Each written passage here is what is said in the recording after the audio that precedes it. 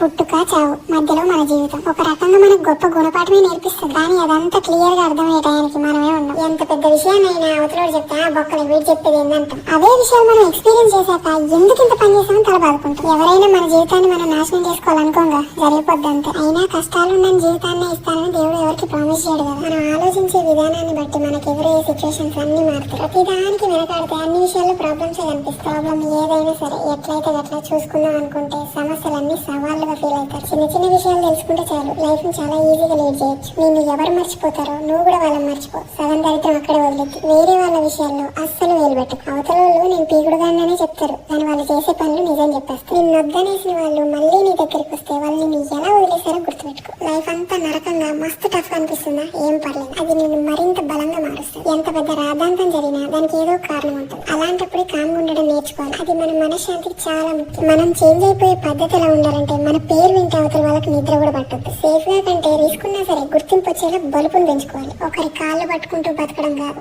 అవతల వాడి దవడ పగలగొట్టేలా బతకాలి. చలో.